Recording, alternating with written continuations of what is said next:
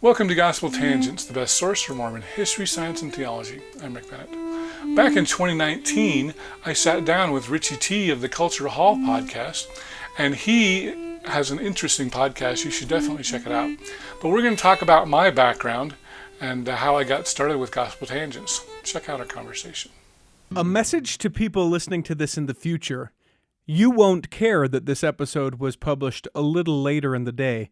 But to everyone who's been checking their newsfeed and saying, you know what, there should be an episode there by now, I want you to know, first of all, I am sorry that I did not get it done sooner. And second of all, I want you to know that it isn't from me not working on the Cultural Hall this week. It's just working on other things that we do here in the Cultural Hall. Hey, it's me, Richie.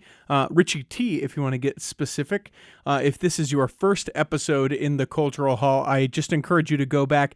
There are now 509 previous episodes before this one, and we talk about all sorts of things. I've been reminiscing, actually, because what I was working on this week was making the old archived episodes available for those who are Patreon saints of the Cultural Hall. You can go to patreon.com/the Cultural Hall, and if you you do a little thing in there, you pay a little money, you can have really easy access to all of our old episodes. And I was looking, like, when we talked to the missionary who baptized Jody Arias, the woman down in Arizona who killed her boyfriend, who was a member of the church. That was an interesting one. We talked with someone who was at the Boston Marathon bombings almost a decade ago now. That's how long we've been around. And so it's been super fun for me to see some of these old episodes. And now they're available. Patreon.com/the Cultural Hall. A huge shout out to Patreon Saint Joy Hollinghouse. She has been helping out and making this all possible and making it move super quick. If you have been holding out on being a Patreon Saint of the Cultural Hall, you really should do it. At the end of the month, we're going to let the yearly subscription go away for a while. So hopefully that will motivate you to become a Patreon Saint. Great, and more things coming, like this episode. There's no shade thrown on Rick Bennett. We talked a little while ago, and now I'm taking the opportunity to share this. Rick is not only a great podcaster, a great friend now because of this interview, and encourage, if you like really deep dives on different things. Like, he goes as far as like 13 episodes on some of the subject matters that he does. It's over at Gospel Tangents. You'll find all about his podcast as we talk with Rick Bennett in this episode of The Cultural Hall. It's time for another episode of the Cultural Hall, and I'm able to sit down with Rick Bennett. Now, you hear that name, and here was the deal. I was talking with my buddy Kurt Frankum over at Leading Saints. He said, have you ever had Rick Bennett on the show before? And I said, no, I haven't. But Rick Bennett is one of those names that I'm like, I feel like I know 10 Rick Bennetts, right? Like, it's a common enough of a name, or like, like I could say out loud, hey, Rick Bennett, and I could affirmatively say yes, knowing that somewhere in the culmination of people that I know, there has been a Rick Bennett. But this particular Rick Bennett, he is the host of the Gospel Tangents podcast. So I'm sure we'll talk a little bit about that. He's a church history nerd, so we'll try and avoid getting really deep into that stuff, he and I, but I also want to get a chance to get to know him. Welcome to the Cultural Hall, Rick. Glad to be on the show. This is great. And by the way, I'm the second Rick Bennett in my family, I should so. I am not unique, that's for sure. Are you a junior? Is that how that works?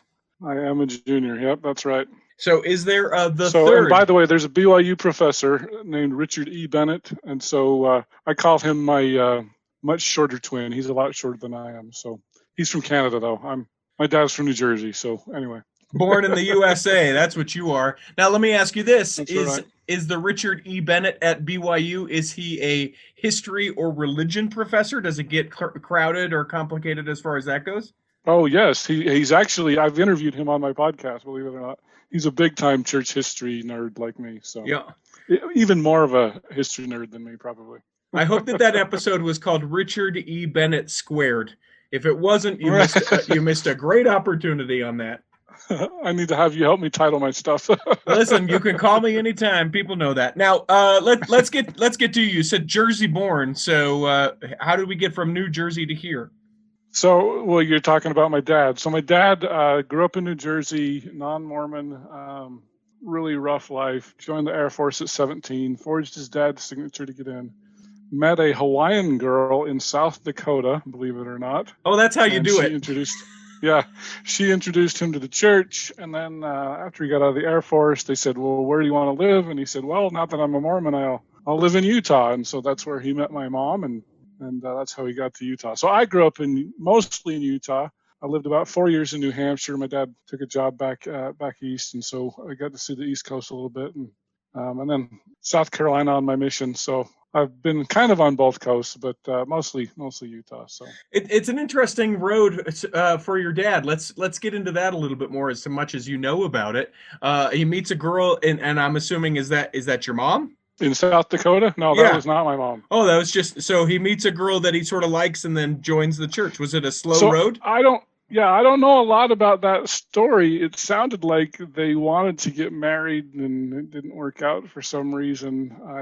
I don't know. So I could have been half Hawaiian, I guess, but if you want to know honestly, I was trying to figure it out. For people that are watching this, that are Patreon subscribers, they're able to see the video of this, and I'm looking at you, and I was trying to find like Hawaiian features within you, and then I was like, no, it must not have been who ended up being his mom. So my mom's from Idaho. Okay.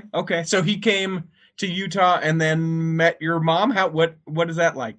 Oh wow, that was, it's funny because I dated my wife for over a year, and my dad was married within 3 months of meeting my mom. So he was a much faster mover than me.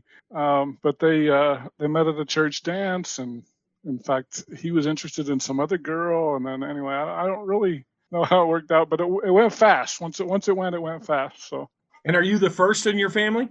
I'm the first boy. Apparently, my two older sisters were supposed to be Richard Jr., and then I came along. So, and so an upbringing. Now, when I picture someone from the Air Force and sort of a convert, I think of a fairly strict upbringing as far as the church goes. Am I correct in my assumptions? You are very correct. Very military background. So, yeah, my dad was extremely strict. That's for sure. Give me an idea what that was like.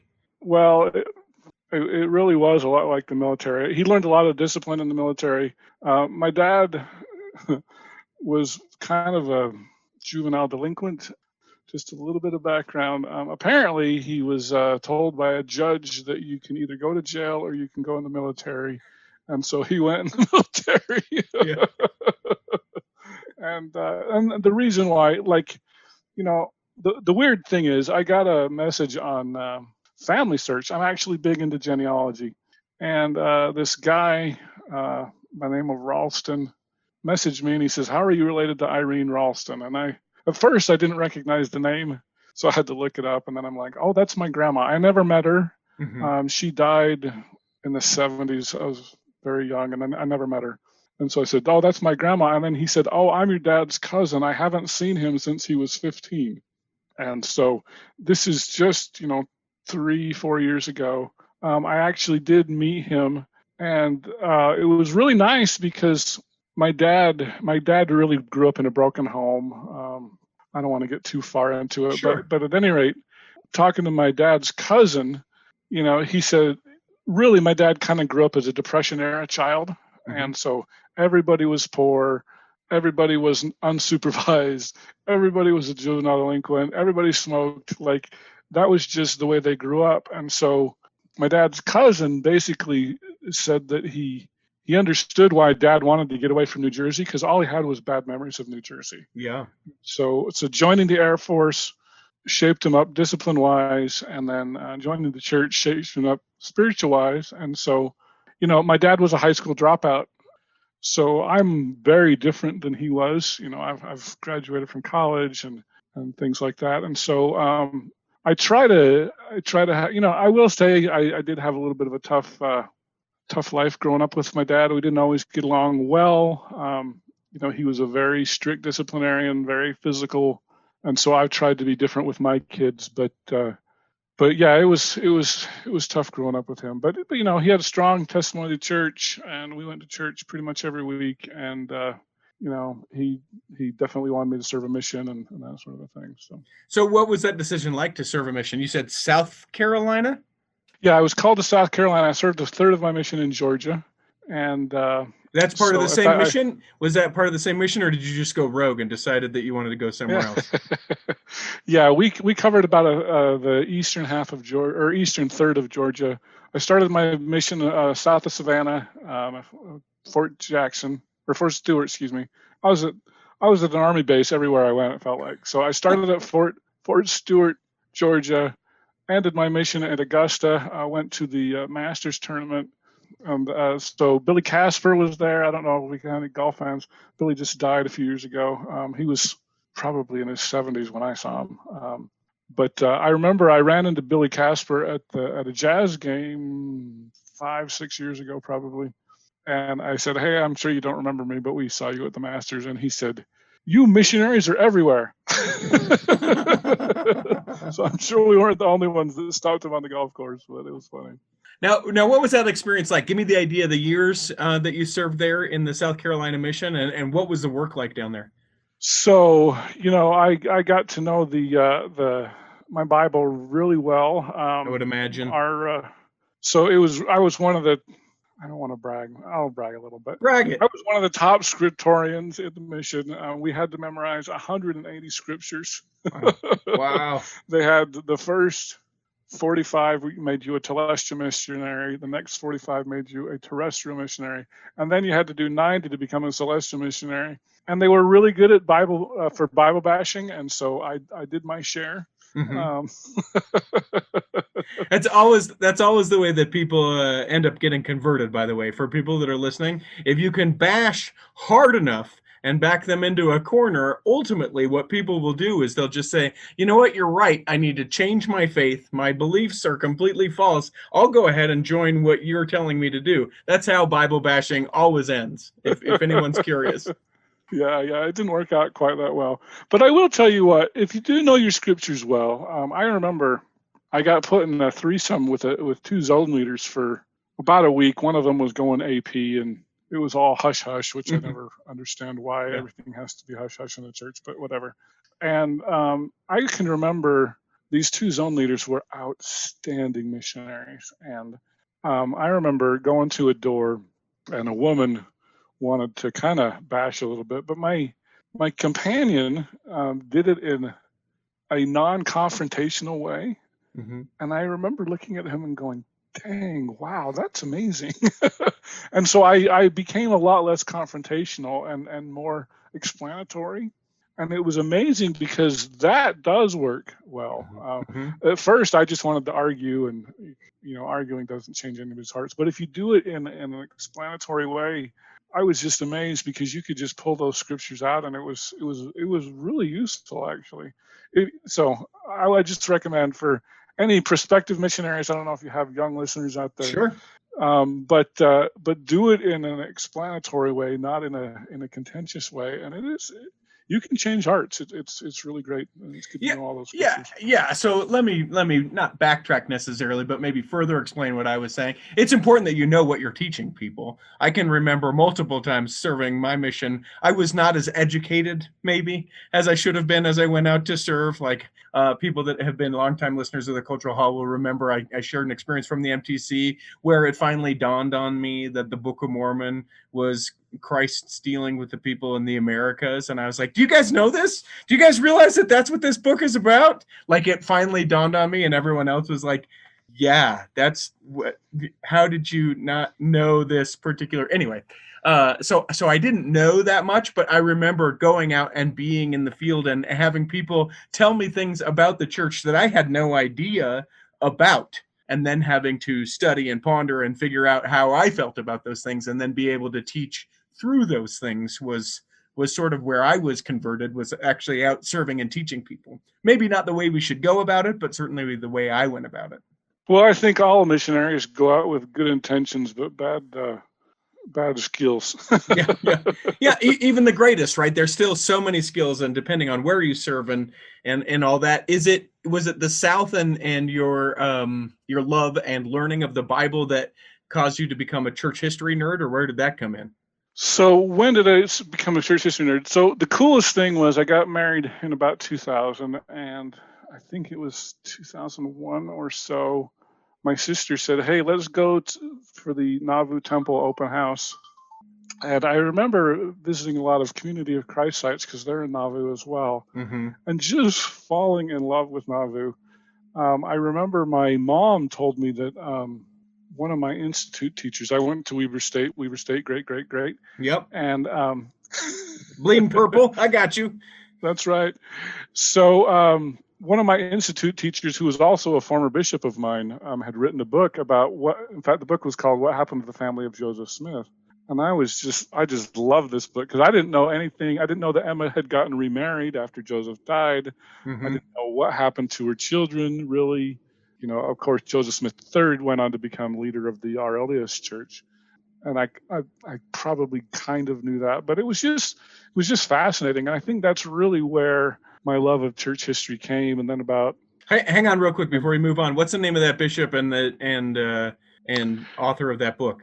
So it's Gerald Johansson. Okay. And it's the funniest thing. I had another institute teacher named Gerald Lund, who is not the general authority, but he was a fantastic teacher as well. The fortunate or unfortunately named Gerald Lund, who is not the church apostle. Yeah. So what happened to the family of Joseph Smith, I believe, was the title, and it's actually a very short book, especially when you compare it to like Rough Stone Rolling or some of these others. And so it was really cool. I remember that really got me interested, and then it's probably about 12 years ago that I joined the Mormon History Association. I started going to Sunstone and I dove in deep, and then I think one of my first Mormon History Association meetings was in Independence, Missouri.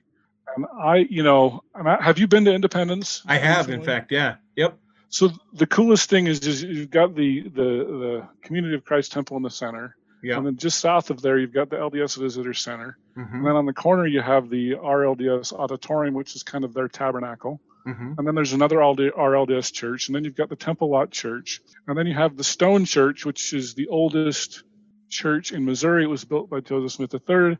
Then over here, you've got the Remnant Church of Jesus Christ of Latter-day Saints headquarters. So you've got like these 4 churches directly surrounding this, and it's not really a square, but it's like a true temple square. And I've often said it was like Mormon Disneyland. It's so cool. But it's Disneyland going to church. So I went to church at the Stone Church. I went to the church at the Temple Lot Church for a few minutes.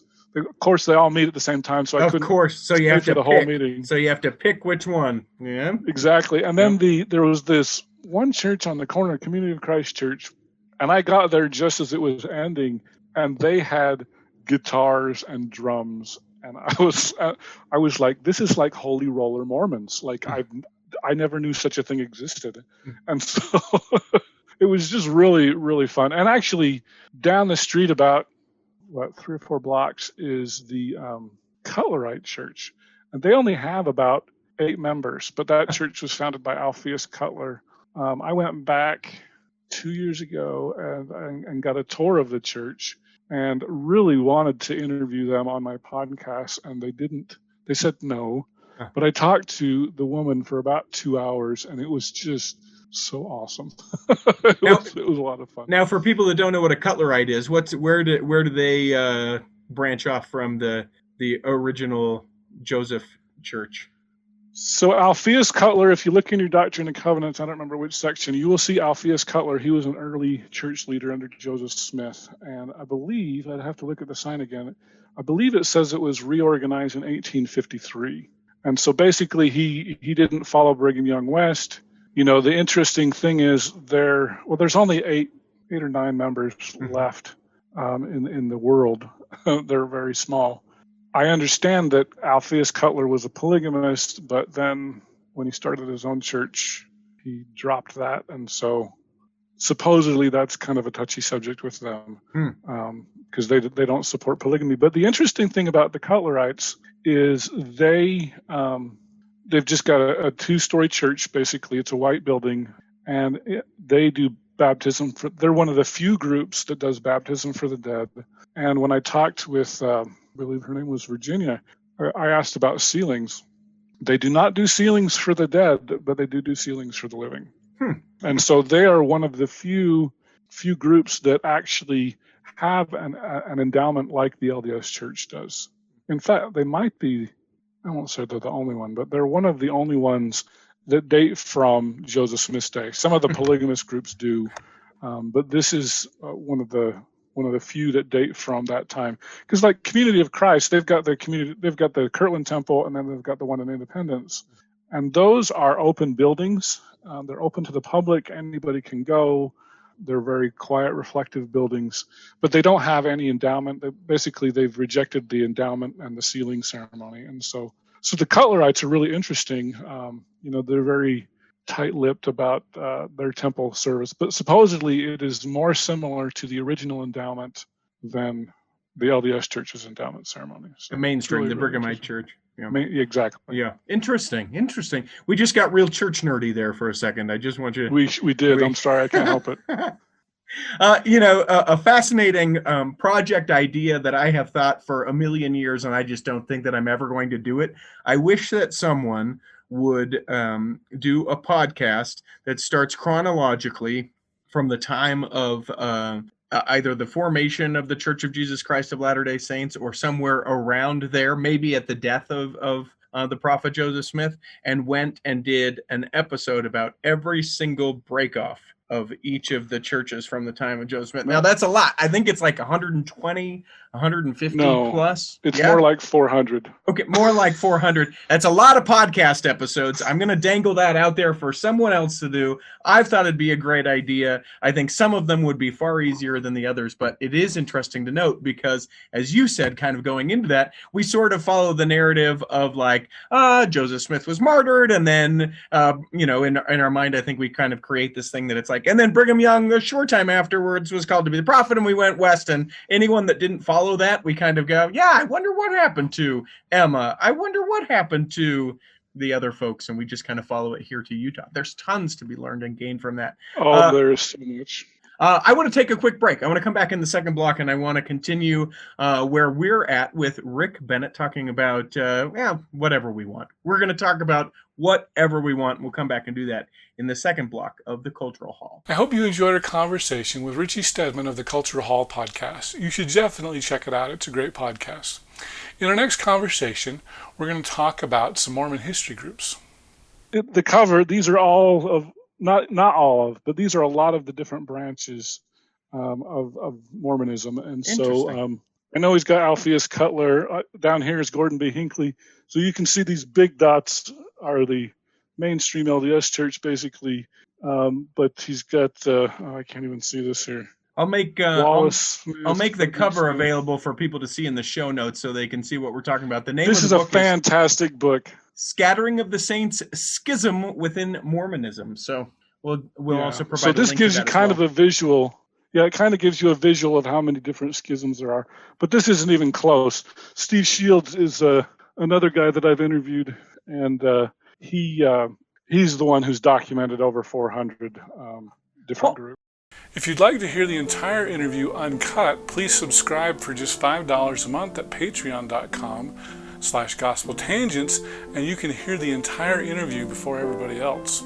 If you'd like to watch the entire video for just $8 a month, you can either subscribe on YouTube, Patreon, or my website, gospeltangents.com. Just click the yellow subscribe button, and I'll add you to our Gospel Tangents Insiders group so that you can see entire videos. For those interested in a PDF transcript, you can subscribe at either Patreon or on my website. For just $10 a month, I'll send you a PDF as soon as it's complete. If you'd like a copy of the paperback as well as a PDF, just sign up for $20 a month at either Patreon or my website, gospeltangents.com. Of course, you can buy individual transcripts at amazon.com and just do a search for Gospel Tangents interview, and you can see all the things that we have there. Don't forget to support Gospel Tangents with an awesome t-shirt like one of these. You can subscribe at Apple Podcasts at tinyurl.com/gospeltangents. Get our latest updates at facebook.com/gospeltangents. Also, you can get our Twitter updates at Gospel Tangents. Click here to subscribe, here for a transcript, and over here we've got more of our great videos. Thanks again.